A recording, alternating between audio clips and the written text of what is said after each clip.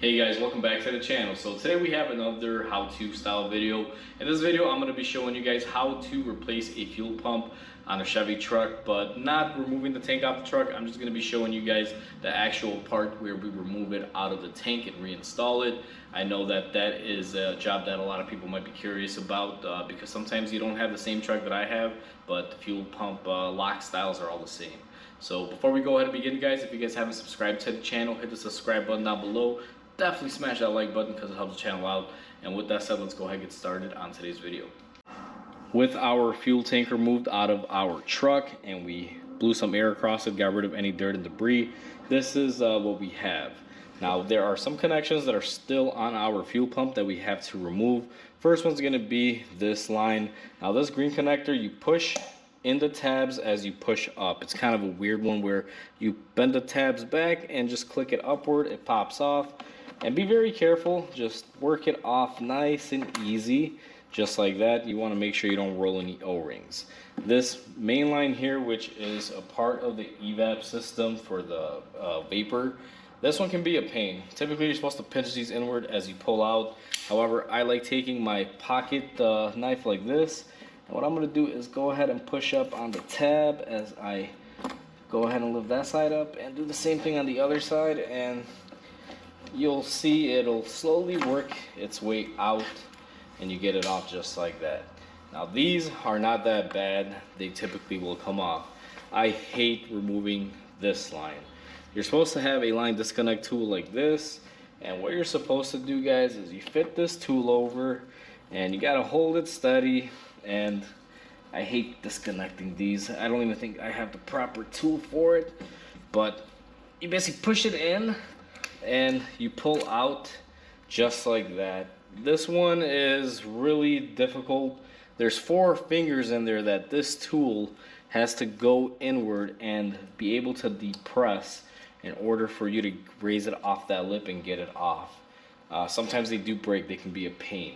Now that we have that off, we are ready to start removing our lock ring, which is going to be the next step on this. But depending on your year, make, or model, these can have different connections. I've seen 2 connector, 3 connector, you know, it varies on which model you have, what year. So they're not always exactly like this, just to give you guys a heads up.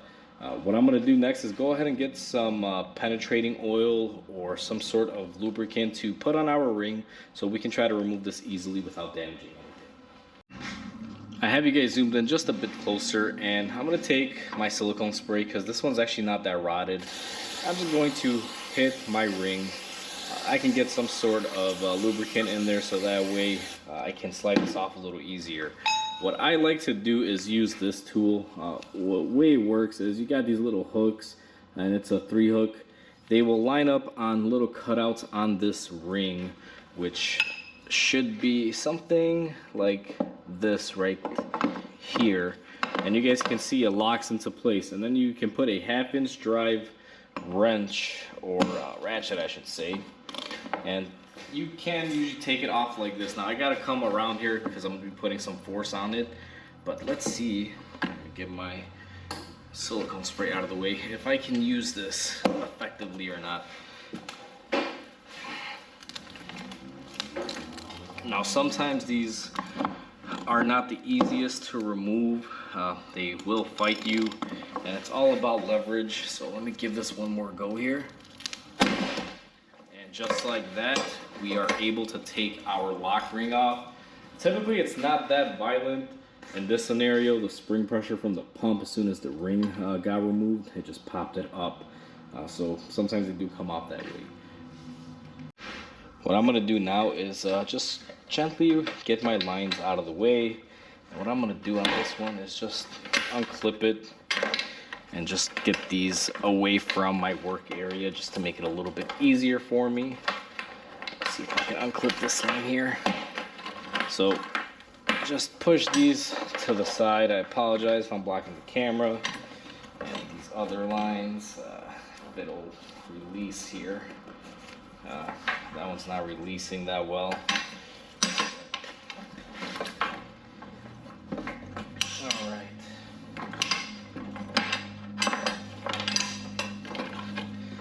So now we have some room. Sorry, Sometimes I don't like them in the way here. I want to be able to work without catching any of my lines. So I'm just removing them off the little holders. It's pretty easy. You just push down on the tab like this one, or you lift up and it releases. So first things first, our lock ring is going to have to come out. This is what locks the fuel pump in our tank. Sometimes these are really rotted out. They can be very difficult.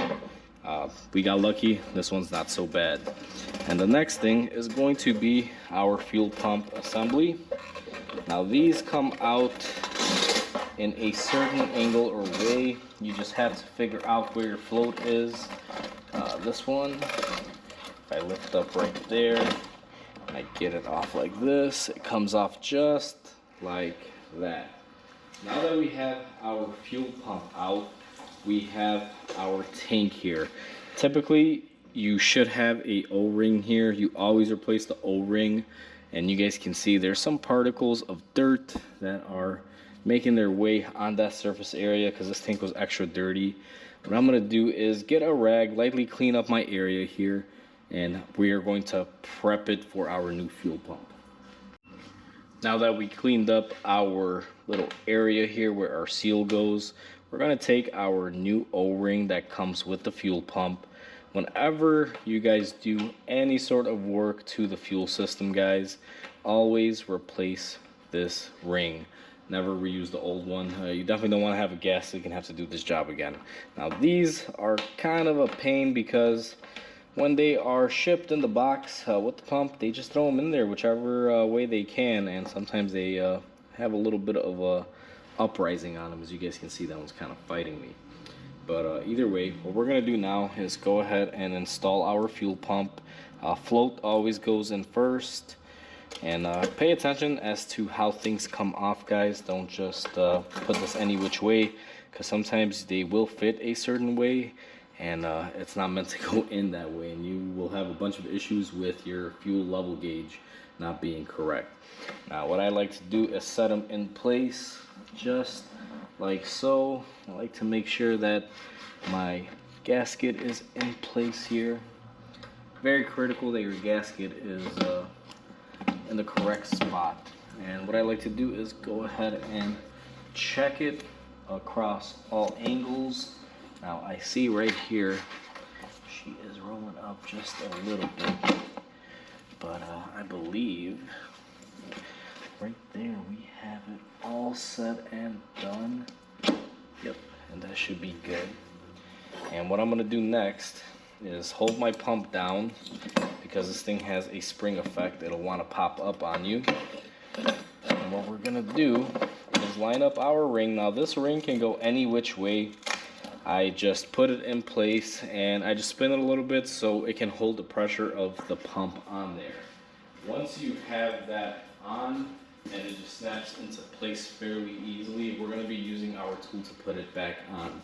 To give you guys a little bit of a visual, you guys can see these little fingers here are a part of the fuel tank, and our ring locks into them. It has these little areas that you gotta basically push it all the way to, and it locks into place, and it has a little locker on there too. So in order to get this on and off, you kind of have to apply a little bit of pressure downward to make it over that little indent with this line right here. And it's across all of them. It's very difficult. Our tool makes life easy, and the tool normally will hook up anywhere along here. You see you have these square cutouts. That's where our tool goes to take it off and put it on. I'm gonna go ahead and grab it here and see if we're able to put this on easily without it fighting us. Sometimes they will fight you. It's just the nature of the job. But with this tool, it's usually pretty pleasant. Otherwise, you can use air hammers, screwdrivers. I mean, there's many ways to do this without this tool. However, I find that the tool is very useful. And what I do is I'll switch the tool around depending on where I'm at with my pump. Now, this part right here, you guys get the gist of it. I want to get the camera out of the way because I need to stand where the camera is, and I have a feeling I'm gonna have to put some muscle in it. So I'll bring you guys back in once I lock in this ring for the fuel pump. So I was trying to use my lock tool and it just wasn't working. What I wound up doing, guys, is I took a pry bar that's meant for hitting and I went around and basically started tapping it like this in the proper rotation to try to get it tightened up. Good thing is to put it over here on the end too and just tap it. And you want to go kind of across the boards because this is a spin-on type of device, and you want to make sure you keep it even on all sides. This part of it is pretty difficult if you've never done one, but if you've done them before, I mean, you can probably see people take these off with air hammers. I've removed them using air hammers before when they're really seized, but this one is a really nice example. And if they all look like this, depending on what you're working on, you can just use the tool, take it off, put it on, use the tool to get it halfway there, and then just use the method that I just showed you with hitting it with a hammer to get it back in there. Now that we have it locked into place, it is time for our connections to go back in our tank. All the hoses that we removed, we're just going to line them back up in the little holders on the tank. We just move them out of our way so that way we weren't going to possibly break them, and cleared up our area a little bit. So make sure we put those back. And reassembly is going to be quite easy on these. You're going to remove all of the plugs that come on the new fuel pump. Should be little rubber plugs, and usually I just keep these to the side. And what I'm going to do next is grab my silicone spray. And before I put these on, what I do is I'll put a little bit of silicone spray. There is an O-ring in here. It'll help enrichen that and make it slide on easier and seal better. And just like that, those are all good.